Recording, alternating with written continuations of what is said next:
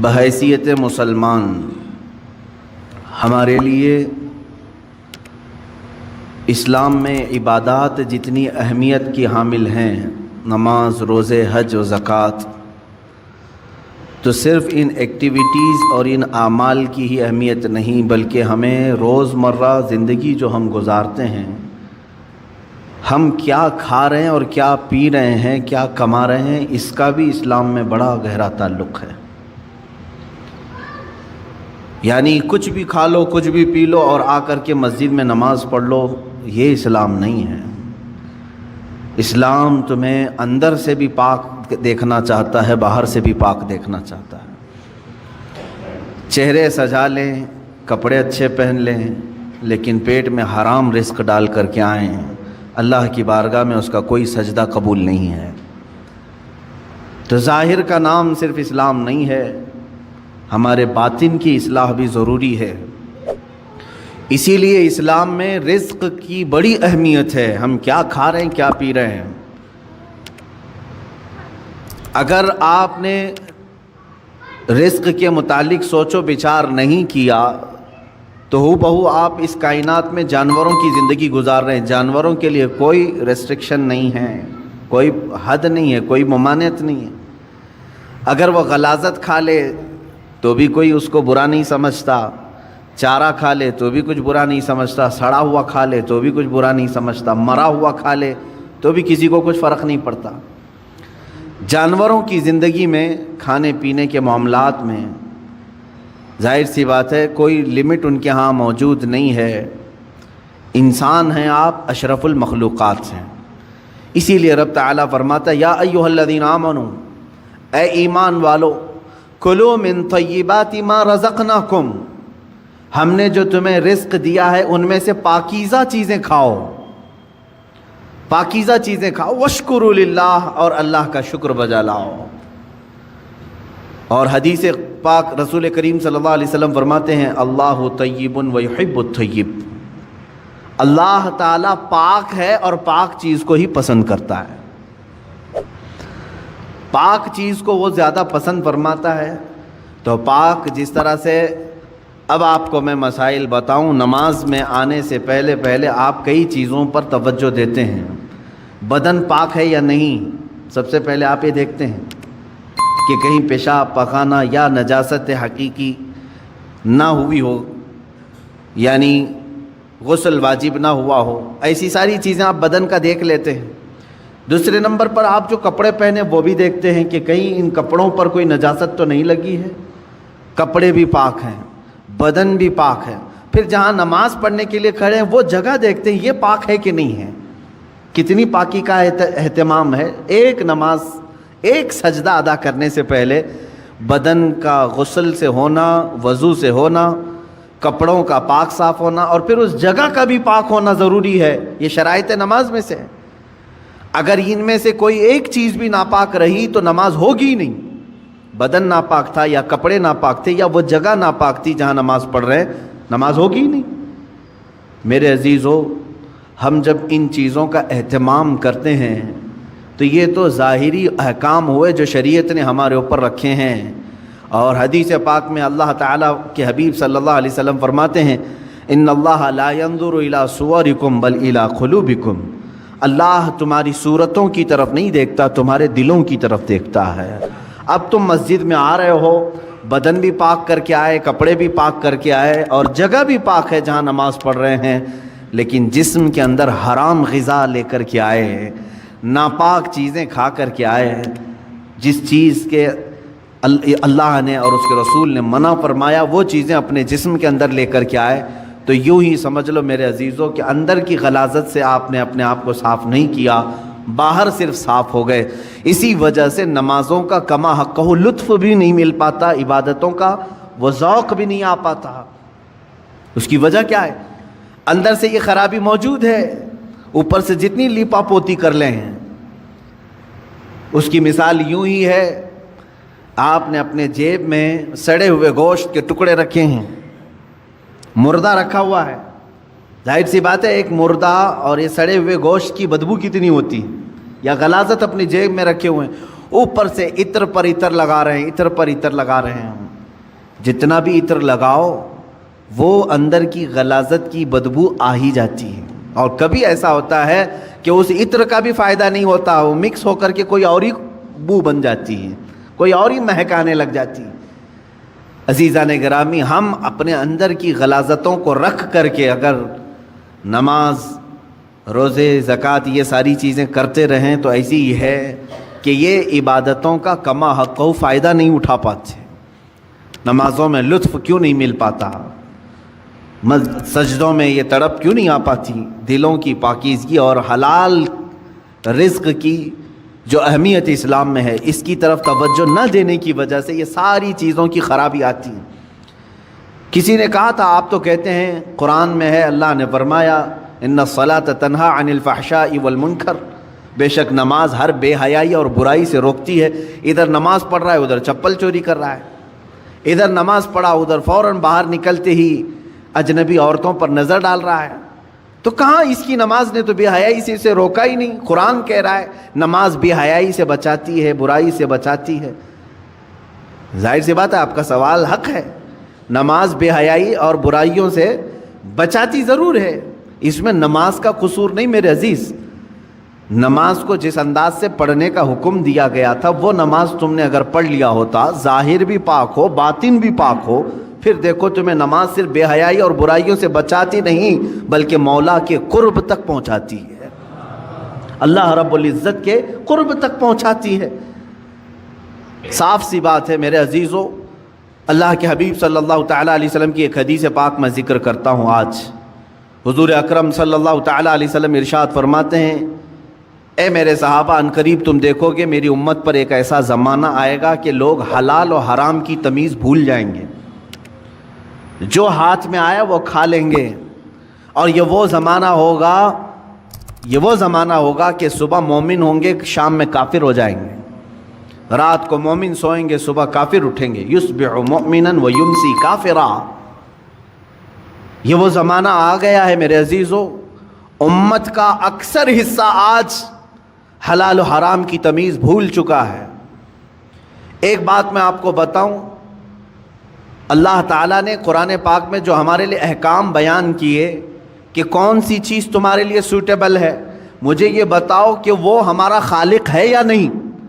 اسی نے پیدا کیا ہے ہمیں، اور وہی بہتر جانتا ہے کہ ہمارے جسم کے لیے کون سی غذا سوٹیبل ہے۔ جس نے بنایا وہی بہتر جانتا ہے نا۔ جب اس نے قرآن پاک میں ہمارے لیے فرما دیا کہ تمہارے لیے حلال سوٹیبل ہے، صرف پاکیزہ غذائیں، اور اس نے تو تمہارے لیے اتنا اہتمام فرمایا، تفسیر میں نے پڑھا اللہ رب العزت نے اس اشرف المخلوقات کو اتنی عزت دی ہے کہ زندگی میں اگر سب سے زیادہ ضرورت کسی چیز کی ہوتی ہے تو کھانے پینے کی ہوتی ہے۔ بغیر کھائے پیے کون زندہ رہتا ہے؟ آپ بغیر کپڑوں کے رہ لیں گے، بغیر مکان کے رہ لیں گے، بغیر پیسوں کے رہ لیں گے، لیکن بغیر کھانے پینے کے بہت کم دن تک آپ رہیں گے۔ یہ سب سے زیادہ ضروری چیز ہے آپ کے لیے، کھانا پینا، ہوا پانی۔ لیکن پورے جانوروں کو دیکھو، ان کا رزق ان کے سامنے پڑا رہتا ہے، سر جھکا کر کھاتے ہیں کہ نہیں کھاتے؟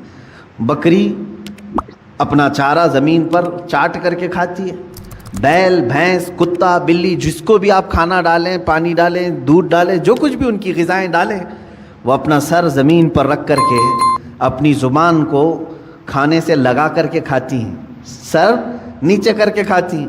اشرف المخلوقات کو اللہ تعالیٰ نے یہ عزت بخشی ہے کہ تمہارا سر رزق کے سامنے بھی جھکنے نہ پائے، یہ صرف اللہ نے اپنے لیے بنایا ہے، وہاں پر بھی جھکنے نہ پائے۔ تم ہاتھوں سے اٹھاؤ اور اپنے منہ تک لے جاؤ۔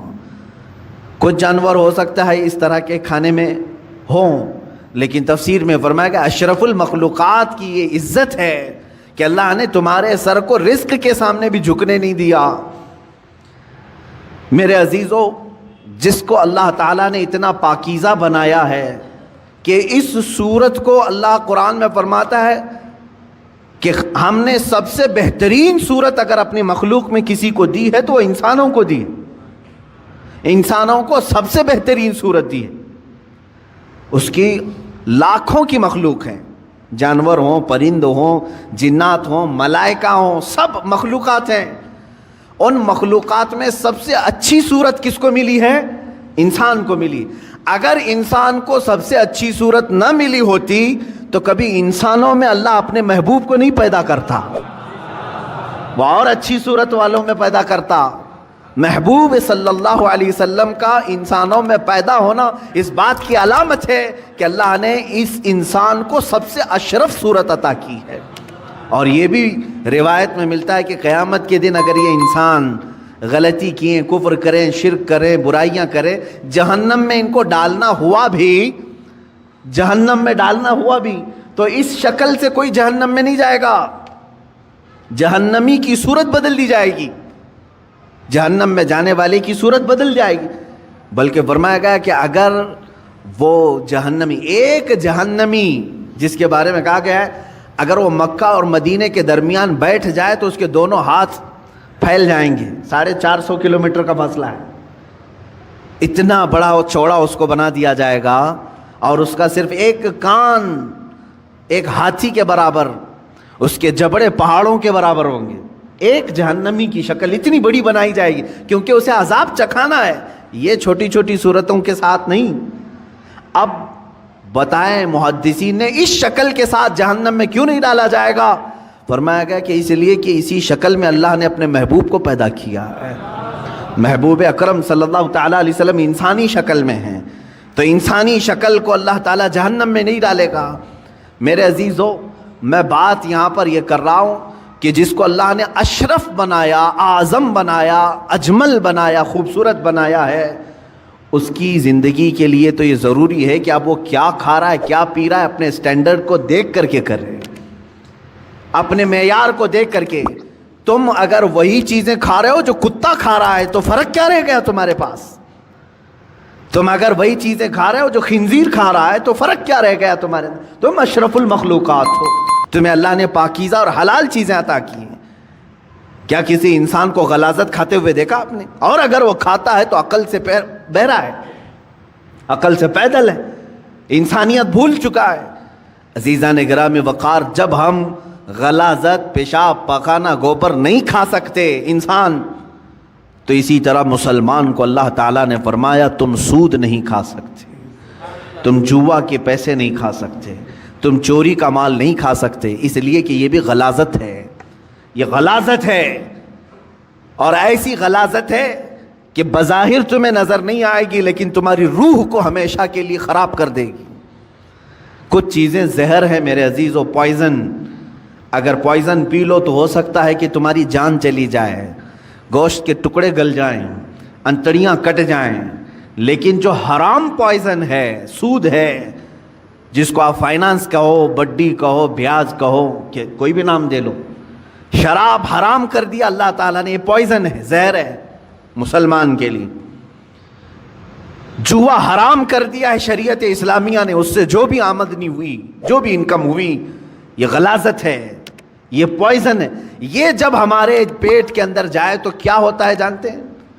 دنیاوی زہر تمہارے جسم کو ناکارہ کر دے گا, لیکن اللہ کے حبیب صلی اللہ علیہ وسلم نے فرمایا جس نے حرام لقمہ اپنے پیٹ میں ڈالا تو پھر وہ گوشت جنت میں کبھی نہیں جا سکے گا.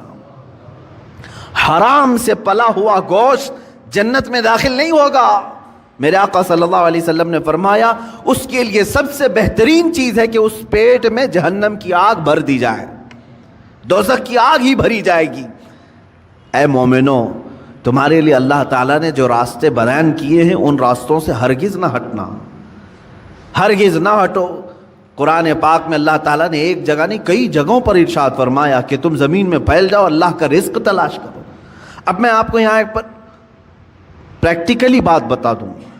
میں نے جن چیزوں کو منع آپ کے سامنے ابھی منع کے طور پر پیش کیا, چوری ہوئی یہ حرام ہے, سود یہ حرام ہے, جوا یہ حرام ہے, شراب کے پیسے یہ حرام ہیں. یہ 4-5 چیزیں میں نے گنائے نا. آپ کو میں بتاؤں اللہ تعالیٰ کی یہاں پر موجودہ نعمتوں میں حرام بہت کم ہے, حلال کی تعداد بہت زیادہ ہے, حلال کی تعداد بہت زیادہ ہے. لیکن جس کی روح بیمار ہو, جس کا خاتمہ خراب ہونا ہو, وہ بہت زیادہ حلال کو چھوڑ کر کے چھوٹے سے حرام کے ایک ہی دروازے کو پکڑنے کی کوشش کرتا ہے. حلال دروازے دنیا میں 100 کی تعداد میں، تو حرام دروازہ ایک ہی ہے، لیکن داخل اس میں آسانی سے ہونے کی کوشش کرتا ہے بندہ۔ قرآن پاک میں آپ دیکھیں اللہ نے فرمایا حرم الربا، سود کو اللہ نے حرام کر دیا، لیکن اس کے بدل میں کیا کیا حلال ہے، یہ کبھی سوچا آپ نے؟ سود حرام ہے، بڑھا کر کے پیسہ لینا، بیاج، یہ حرام ہے، اللہ نے فرما دیا، لیکن کیا اس کے علاوہ کوئی دوسرا راستہ ہے ہی نہیں پیسے کمانے کا؟ اللہ تعالیٰ نے فرمایا تجارت تمہارے لیے حلال ہے، ملازمت تمہارے لیے حلال ہے، کھیتی باڑی تمہارے لیے حلال ہے، نوکری تمہارے لیے حلال ہے۔ تم یہ تمام راستے، ایک سود کو حرام قرار دیا اور کئی راستے حلال کے اللہ نے خود تمہیں بتائے۔ مشارکت ہے، پارٹنرشپ کر لو، مزاربت ہے، نفع میں حصہ داری مقرر کر لو، یہ حلال طریقے بتائیں۔ شراب کو اللہ نے حرام کر دیا تو کیا پوری دنیا کی پینے والی چیزیں سب حرام ہو گئی؟ ایک کو اللہ نے فرمایا حرام ہے شراب، جس سے نشہ ہے، بدلے میں اللہ تعالیٰ نے ہزاروں چیزوں کو رکھا۔ دودھ پی لو حلال ہے، شربت پی لو حلال ہے، مٹھائیاں کھا لو حلال ہے۔ حلال کی تعداد دنیا میں بہت ہے، حرام کی تعداد کم ہے، لیکن انسان جب شیطانیت پر اتر آتا ہے تو ہزاروں حلال کو چھوڑ کر تھوڑے سے حرام میں ہی جانا پسند کرتا ہے۔ سورہ قیامہ کی آیت ہے، اللہ رب العزت فرماتا بل یرید الانسان لیفجر امامہ، انسان یہ چاہتا ہے کہ اس کے سامنے بے حیائی کی جائے، وہ پسند اسی چیز کو کرتا ہے اکثر۔ تمہیں اللہ تبارک و تعالیٰ نے اگر کسی چیز کو دیکھنے سے منع فرمایا اجنبی عورتوں سے، تو کیا تمہارے لیے کوئی عورت دیکھنا حلال ہی نہیں ہے؟ تمہاری ماں کو دیکھنے پر کعبہ مکرمہ دیکھنے کا ثواب رکھا گیا، تمہاری بہنوں کو دیکھنا تمہارے لیے حلال رکھا گیا ہے، تمہاری بیویوں کو دیکھنا حلال رکھا گیا ہے، بلکہ ثواب بھی رکھا گیا ہے، تمہاری بیٹیوں کو دیکھنا تمہارے لیے حلال رکھا گیا ہے، ثواب بھی رکھا گیا ہے۔ ایک اجنبی خاتون کو دیکھنا حرام اللہ نے فرمایا ہے، تو ایسا نہیں کہ پوری دنیا کی عورتیں تم کو دیکھ نہیں سکتے۔ عزیزان گرامی وقار، حرام کی تعداد کم ہے اور حلال کی تعداد زیادہ ہے، لیکن جس کے اندر جس کا باطن خراب ہو چکا ہو اس کی طبیعت حرام کی طرف ہی مائل ہوتی ہے۔ اللہ کے حبیب صلی اللہ تعالیٰ علیہ وسلم کی ایک حدیث میں سناؤں آپ کو۔ موسیٰ کلیم اللہ علیہ الصلاۃ والتسلیم کوہ طور پر جا رہے تھے، ایک بندے کو آپ نے روتے ہوئے گڑ گڑاتے ہوئے دیکھا، وہ دعا کر رہا تھا، اور کیسے دعا کر رہا تھا، اتنا رو چکا تھا وہ کہ اس کے کپڑے بھیگ چکے تھے آنسوؤں سے، اس کے آنسوؤں سے کپڑے بھیگ چکے تھے، رو رو کر کے زارو قطار وہ دعائیں کر رہا تھا۔ موسیٰ علیہ السلام جلیل القدر پیغمبر ہے، انہیں ترس آ گیا اس پر۔ طور پر جانے کے بعد اللہ کی بارگاہ میں انہوں نے اس کی سفارش کی، اے مولا وہ بندہ جو کوہ طور کے نیچے بیٹھا ہے تجھ سے اتنی دیر سے مانگ رہا ہے کہ آنسوؤں سے اس کے کپڑے تر ہو گئے ہیں، اس کی دعا سن لے مولا، اس کی دعا قبول کر لے۔ رب تعالیٰ نے فرمایا اے موسیٰ، مانگتے مانگتے اس کے ہاتھ آسمان کو پہنچ جائیں، روتے روتے وہ مر بھی جائے تو میں اس کی دعا قبول نہیں کروں گا۔ موسیٰ علیہ السلام نے عرض کیا مولا ایسا اس نے کیا کیا؟ رب تعالیٰ فرماتا ہے کہ اس لیے کہ اس کے بدن پر کپڑے حرام ہیں اور پیٹ میں لقمہ حرام ہے، حرام کا لقمہ اس کے پیٹ میں ہے اور حرام کا لباس اس کے جسم پر ہے، میں اس کی دعا کو اس کی موت تک قبول نہیں کروں گا۔ دعائیں نہیں جاتی ہیں، بار اجابت تک نہیں ٹکرائیں گی۔ دعاؤں کے قبول ہونے کی شرائط کبھی آپ نے پوچھا کسی سے جا کر کے؟ یہ شکایت تو سب کی ہے، بہت دعا کیا، بہت وظیفے پڑھے، اب تک کچھ بھی نہیں اثر ہوا، کچھ بھی نہیں قبول ہوا۔ کبھی اس کے نہ قبول ہونے کے علامات یا شرائط کیا ہیں دعا قبول ہونے کی، یہ آ کر کے کبھی آپ نے پوچھا؟ سب سے پہلی شرط ہے دعاؤں کے قبول ہونے کی، حلال کھائے اور سچ بولے، حلال کھائے اور سچ بولے۔ اللہ کے حبیب صلی اللہ علیہ وسلم نے ایک صحابی کو یہ عمل بتایا، کہا اگر تم چاہتے ہو کہ ہر دعا تمہاری قبول ہو جائے تو مستجاب الدعوات بن جاؤ، تو دو چیزوں کی پابندی کرنا، زبان سے سچ بولنا اور منہ سے حلال لقمے کھانا، پھر کوئی وظیفہ کرو نہ کرو اللہ تمہاری ہر دعا قبول کرے گا، مستجاب الدعوات بنو گے۔ یہاں آج وہ حدیث صادق آ رہی ہے میرے عزیزو، جو اللہ کے حبیب صلی اللہ علیہ وسلم نے فرمایا اے میرے صحابہ ان قریب تم دیکھو گے امت پر میرے ایک ایسا زمانہ آئے گا کہ میری امت حلال و حرام کی تمیز بھول جائے گی، ختم کر دے گی۔ وہ زمانہ میں اب آنکھوں سے دیکھ رہا ہوں، آج